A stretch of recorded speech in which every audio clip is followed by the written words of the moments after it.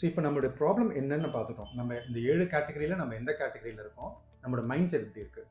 அப்போது நம்ம வந்து நீங்கள் சொன்ன மாதிரி நம்ம ஒரு வட்டத்துக்குள்ளே சுற்றிட்டு இருக்கோம் சார். இந்த வட்டத்துக்குள்ளே நான் வெளியே வரணும்னு நினச்சிங்கன்னா எந்த மாதிரி மைண்ட் செட் நமக்கு இருக்கணும் அப்படிங்கிறத புரிஞ்சுக்கிட்டோம். சரிங்க, நான் ஒரு பிஸ்னஸ் பண்ணுறேன். அந்த பிஸ்னஸில் இருந்து நான் அடுத்து என் லாபத்தை பார்க்க முடியல, எடுக்க முடியல, செய்ய முடியலன்னு நிறைய விஷயம் இருக்குது. எக்கனாமியை நான் சரியாக மேனேஜ் பண்ண முடியல, எனக்கு என்ன வருது போதும் தெரியல இருந்திருக்கோம். உதாரணத்துக்கு ஒரு சின்ன ஒரு ஃப்ரேம் ஒர்க் பார்ப்போம். இந்த ஃப்ரேம் ஒர்க்கில் உங்கள் பிஸ்னஸில் இருந்து வரக்கூடிய வருமானம் நெட் ப்ராஃபிட் உதாரணத்துக்கு ஒரு 100 ரூபா இருக்குனாக்கா, அந்த 100 ரூபாயை எப்படி பிரிக்கணுங்கிறது நான் சொல்கிறேன் உங்களுக்கு. இந்த 100 ரூபாலேருந்து 30 ரூபா உங்கள் ஃபேமிலி எக்ஸ்பென்சஸாக இருக்கணும். அந்த 100 ரூபாலேருந்து 30% தான் உங்கள் ஃபேமிலி எக்ஸ்பென்ஸ்குள்ளே அடங்கணும். பாக்கி இருக்க 40 உங்கள் பிஸ்னஸ்குள்ளேயே திரும்பி ரீஇன்வெஸ்ட் பண்ணணும். சப்போஸ் உங்கள் பிஸ்னஸ்க்காக லோன் எடுத்திருந்தீங்கன்னா அது 20% லோனுக்கு போயிடணும், பாக்கி 20% உங்கள் பிஸ்னஸ்குள்ளேயே ரீஇன்வெஸ்ட் பண்ணணும். அப்போ தான் தொழில் வளரும் திரும்ப திரும்ப திரும்ப.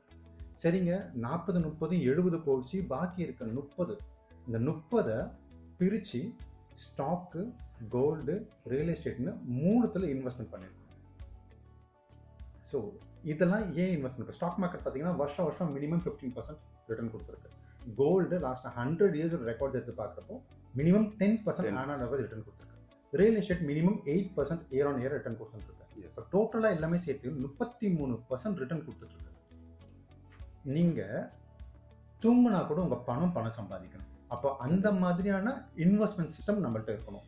அப்போ உங்களுடைய ஒரு வருமானம், ஒரு பிஸ்னஸ் இருக்குது, அந்த ஒரு பிஸ்னஸ்லேருந்து எடுத்து ஒரு பிஸ்னஸ்லேருந்து மல்டிபிள் அசெட் இன்வெஸ்ட்மெண்ட் பண்ணியிருக்கோமா அப்படின்னு பார்க்கணும். அப்போது ஒரு வியாபாரத்தை உருவாக்கிட்டீங்க, அதுலேருந்து ஒரு வருமானத்தை எடுத்துகிட்டு வரீங்க, அதில் 100 ரூபா சம்பாதிக்கிறீங்கன்னா அதில் 30 ரூபா தான் உங்கள் குடும்ப செலவு இருக்கணும். அதிலிருந்து 40 ரூபா உங்கள் பிஸ்னஸ்குள்ளேயே ரீஇன்வெஸ்ட் பண்ணணும். லோன் எடுத்திருந்தால் அதில் 20 ரூபா போகணும், பாக்கி 20 ரூபா உங்கள் பிஸ்னஸ்குள்ளேயே இன்வெஸ்ட் பண்ணணும். அகைன் பாக்கி இருக்க 30 ரூபாயை ஸ்டாக்கு, கோல்டு, ரியல் எஸ்டேட்டை பிரித்து இன்வெஸ்ட் பண்ணி அது வருஷம் 33% ரிட்டர்ன் கொடுக்குற அளவுக்கு நம்ம பிளான் பண்ணி கரெக்டாக எக்ஸிக்யூட் பண்ணிக்கணும். அப்போது இந்த ஃப்ரேம் ஒர்க்கை உங்கள் சுழற்சியில் கரெக்டாக வச்சிங்கன்னா உங்களோட பிளான் எப்படி இருக்குன்னு நினைக்கிறீங்க நீங்கள்? நீங்கள் சொல்கிற ஐடியா படி பார்த்தீங்கன்னா நாங்கள் இந்த 100 ரூபாயில் வந்து இது 2 மட்டும்தான் நாங்கள் ஃபோக்கஸ் பண்ணுறோம். இதை நாங்கள் ஃபோக்கஸ் பண்ணுறது இல்லை. அதுதான் ப்ராப்ளம்.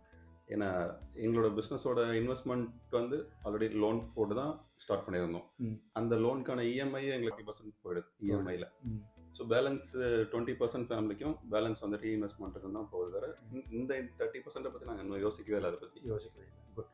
ஃபர்ஸ்ட் நீங்கள் பண்ண வேண்டியது என்னென்னா, முதல்ல உங்கள் ஃபேமிலி எக்ஸ்பென்சஸ் ஃபுல்லாக 3 months ஒரு 1 yearோட டேட்டா உங்ககிட்ட இருக்கணும். முதல் 3 மாதத்துக்கு எழுதணும், அடுத்த 3 மாதத்துக்கு எழுதணும். முதல்ல 3 மாதம் எழுதி எடுத்துக்குவாங்க. எடுத்துகிட்டு வரப்போ அந்த 3 மாதத்துடைய ஃபேமிலி எக்ஸ்பென்ஸ் என்ன, அடுத்த 3 மாதம் என்னன்னு சொல்லிட்டு பார்க்குறப்போ, உதாரணத்துக்கு இந்த வருஷம் தீபாவளிக்கு என்ன செலவாச்சு, பொங்கலுக்கு எவ்வளோ செலவா, அடுத்த வருஷம் அதே தான் ஆகும். அதுலேருந்து 5% 10% இன்க்ரீஸ் ஆகலாம் போகலாம் அப்படிங்கிறது.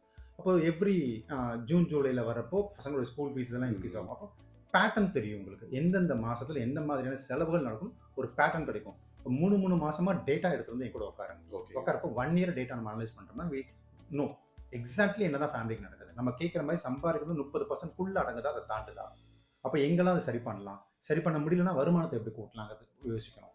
நெக்ஸ்ட் பாயிண்ட், நீங்கள் சொன்னீங்க நான் லோன் எடுத்திருக்கேன், அது வந்து 20% தாண்டி தான் இருக்குது அப்படின்னா அதை கவனித்து பார்த்து 20% கட் பண்ணணும்.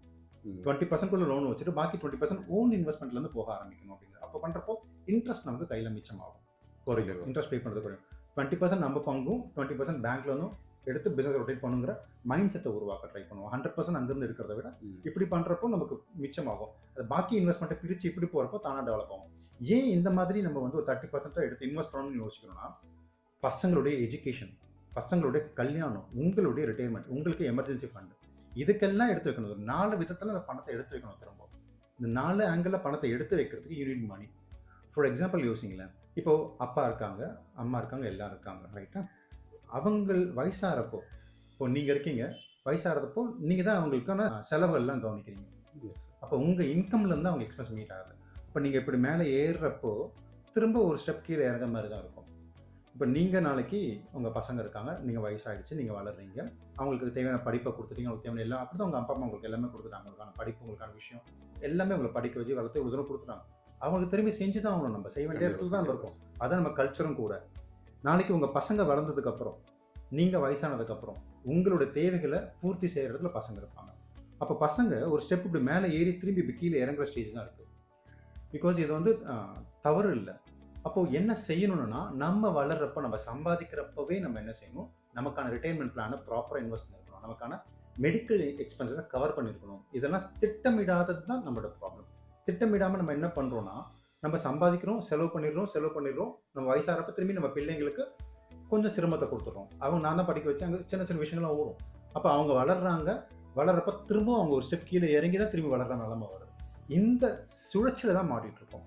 இதுலேருந்து நம்ம வரணும் அப்படின்னா, நம்ம சம்பாதிக்கிறப்பவே இந்த 4 அடிப்படையில், பசங்க கல்யாணம், பசங்க எஜுகேஷனுக்கு, பசங்களுடைய நம்ம வீட்டுடைய எமர்ஜென்சி ஃபண்டுக்கு, நம்மளுடைய ரிட்டையர்மெண்ட்டுக்கு அப்படின்னு பிளான் பண்ணி எடுத்து வைக்கும். அப்போது இந்த ஃபேமிலி ப்ரொடெக்ஷனுக்கு கண்டிப்பாக நீங்கள் ஒரு மெடிக்கல் பாலிசியோ, உங்களுக்கான ஒரு டேர்ம் பாலிசியோ எடுத்துக்கணும். அதுக்கும் நீங்கள் 5ஆக அதை ஒன்று இன்வெஸ்ட்மெண்ட் பண்ணி வச்சுக்கணும் அப்படிங்கிறது. இந்த 5 கேட்டகரியில் உங்கள் பணத்தை இந்த 30% பிரித்து இன்வெஸ்ட் பண்ணிங்கன்னா, உங்களுடைய அடுத்த தலைமுறையை ஒரு படி மேலே ஏற்றி உட்கார வச்சுட்டு போவீங்க. இது மட்டும் இல்லாமல் ஒவ்வொரு மாதமும் ஒரு வெள்ளிக்கிழமையில் சாயங்காலத்தில் இல்லை மத்தியானத்துலையோ உங்கள் பசங்க கூட உட்காந்து ஒரு ராத்திரியில் ஒரு டின்னர் மீட்டோட ஃபோனெல்லாம் சுவிட்ச் ஆஃப் பண்ணி போட்டுட்டு, இல்லை சைலண்டில் போட்டுட்டு, பசங்க கூட உட்காந்து உங்கள் தொழிலை பற்றியும், உங்கள் குடும்பத்துடைய வேல்யூ சிஸ்டம் பற்றியும், உங்கள் மணி மேனேஜ்மெண்ட் பற்றியும், இதை எப்படி நீங்கள் கையாளுறீங்கிறத பற்றி பேச ஆரம்பிச்சிங்கன்னா, உங்கள் பிள்ளைங்களுக்கு ஃபினான்ஸு, பணத்தை எப்படி கையாளுறதுன்னு நீங்கள் சொல்லிக் கொடுக்க முடியும். இந்த ஸ்ட்ரக்சரை ஃபாலோ பண்ணுறப்போ you will find a smart way of moving your life towards இந்த ஹாப்பினஸ்க்குள்ளே போக ஆரம்பிக்கும். அவங்க சின்ன வயசுலேருந்து மணி மேனேஜ்மெண்ட் சொல்லி கொடுத்துட்டோம்னா, அவங்க வளரும்போது அவங்களுக்கு கொஞ்சம் ஹெல்ப்ஃபுல்லாக இருக்கும். ஏன்னா நம்ம வளரும் போதெல்லாம் பார்த்தீங்கன்னா, நம்ம வந்து ஒரு ஆஃப்டர் 25 தான் நமக்கு மணி மேனேஜ்மெண்ட் என்னென்ன தெரியும்.